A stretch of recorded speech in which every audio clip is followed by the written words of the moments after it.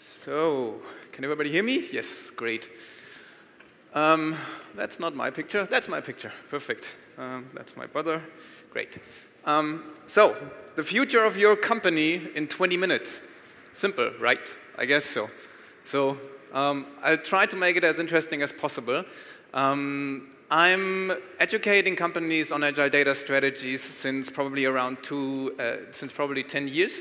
Lastly, and mostly basically with Productsup. I'm personally also passionate about human development, the sci-fi industry. I'm also interested in sports and gamings, and because I'm a bit of a nerd, I have to start with a big interesting picture. That picture is from an art novel from Jason Gonzalez, who is an artist in the cyberpunk genre. And if you haven't seen it, I can highly recommend it if you're interested in sci-fi. In the end, the name of the novel is The Future Is Now. And I found it quite fitting to start with that picture because in the end, the future of your industry and the future of commerce is already here, and the trends are already starting to develop. So, whoop, wrong button. There we go. So the first trend we basically have already is that we have a change in the consumer behavior. Sadly, human interactions are already based on instant gratification and always on notification systems. So by 2020, 80% of the world's population will actually own a mobile. And basically what that means, if you don't push me, I don't recognize you. So that's a very interesting trend. The second one is that existing channels become more increasingly complex. So when we started Productsup in 2010, Google Shopping was easy, right? So you provide a feed with 7 attributes, you upload it to Google, and you wait for the orders to come in. It was basically a money printing machine. Problem is, the more the channels develop and the more those channels know, the more complex they get. And if you don't provide the data based on their requirements and based on their complexity, you're becoming basically less relevant, and therefore it's quite interesting. The last trend basically, which brings me also to my 3 main topics today, is Internet of Things. To be honest, it's probably already 10 years old, but it is kind of like always on the verge and getting into the broader spectrum, but it hasn't quite made it yet. So we're still talking about it. And today I want to focus on 3 things. Emerging technologies, automated commerce, and the concept of zero UI. So let's start with the emerging technologies, and I guess everybody knows that guy. We have self-driving cars coming up on the road. It's a great advantage to have less traffic jams in order to commute. But the biggest effort actually, which will be cleared with a self-driving car, is time. So in the US alone, you probably have 18,000 hours of free time with a self-driving car. That makes 25 hours a week, which basically means a self-driving car has invented the 8-day week.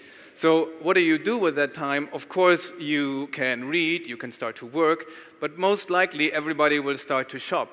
So there's a theory that basically all the car manufacturers globally will become the world's largest affiliate networks in the future because they will be able to distribute millions of products via billions of cars, which you can then buy as a consumer. Virtual reality is already existing, and IKEA built a small app where you can just place the product into your home and watch it through the screen. Virtual stores or virtual wardrobes are already existing. Mostly and most progressive, the technology is used in the Chinese area, where you can just go into a store, you get a virtual glass on, and then you can just tap on products and see additional information about the product.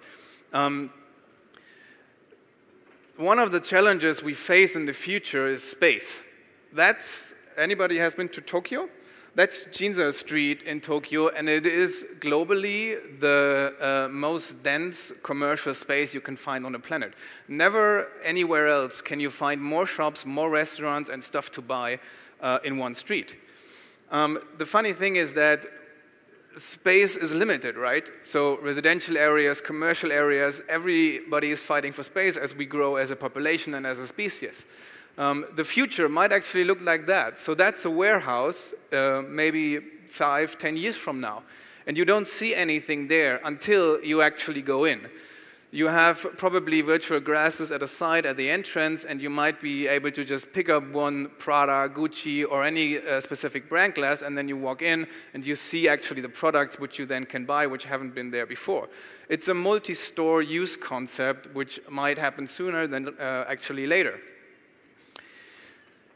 Automated commerce. Let me quickly share with you what I mean by that. For me, it always starts with one action, and then every rest of the journey is actually automated. So I can go to Alexa and say, hey Alexa, please ask Flight Center for the cheapest prices from a flight to Istanbul to Singapore within the next 7 days and get me back the day after. Flight Center automatically shows you the available routes. You can just directly book it, and everything afterwards happens automatically. Your calendar gets an entry when that flight is actually happening. It also gets a small reminder 2 days before that you might actually need to wash your laundry because you're running out of clothes because your wardrobe knows what's in there.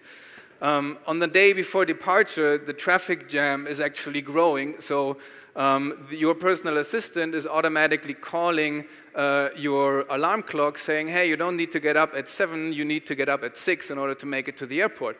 But also that alarm clock is activating your coffee machine an hour earlier, and also it's maybe calling your local cab company and rescheduling the cab you have ordered for 9 a.m. to 8 a.m. so you make it.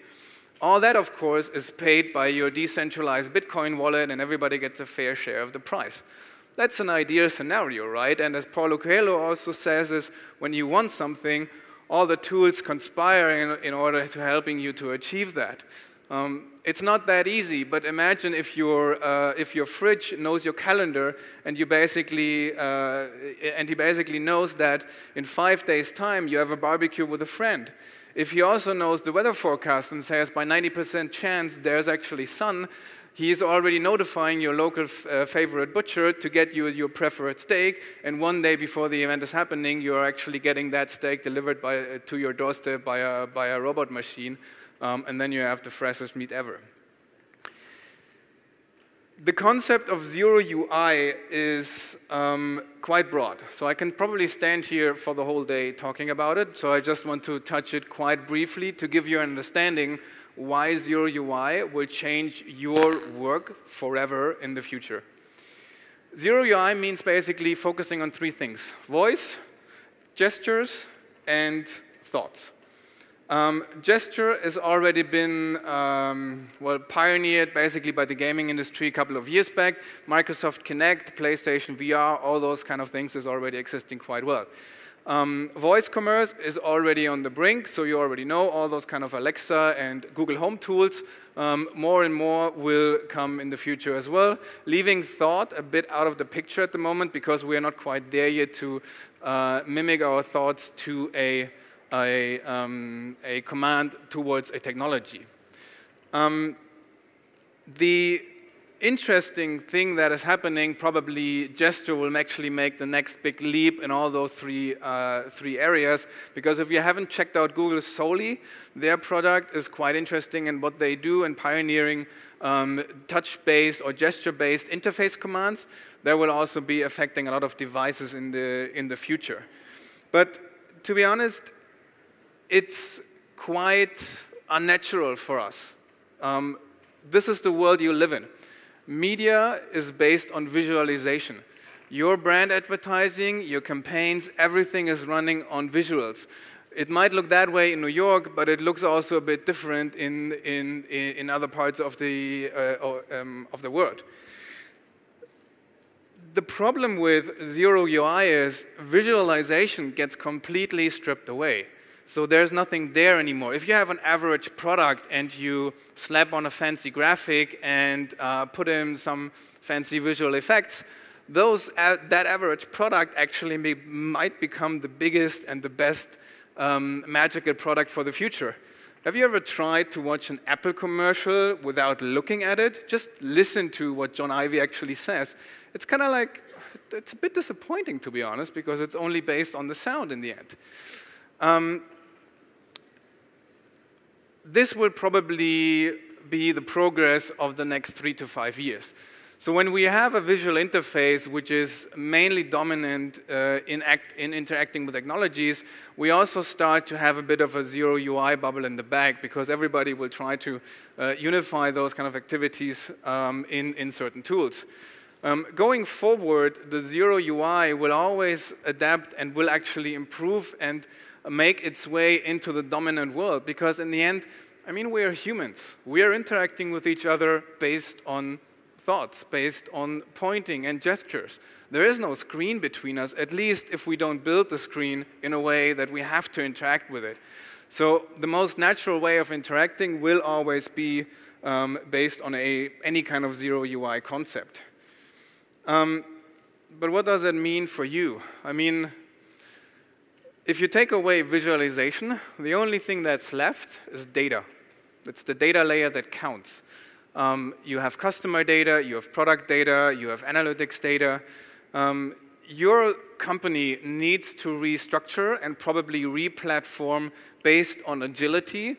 And what also is our core belief is that for the future, content syndication platforms will become one of the dominant technologies in your e-commerce stack. And that syndication platforms will help you to interconnect data from manufacturers, retailers, and then also enables you to distribute those kind of data to various marketing channels, retail stores, or content partners. And the good thing is, as it happens, Productsup is one of the most efficient and user-friendly platform for product content syndication. And this way, if you don't trust me, trust our 800 customers. And I did the presentation actually a bit short just because of the time, and we're already back a bit, or behind a bit. And that's me. That's my partner in crime. He looks nearly the same, but we're not relatives. But he basically is very close. And if you want to talk data to us, please feel free to come outside to our booth. I can share a few more stories. Sadly, my Turkish is very, very limited, actually. But feel free to step by.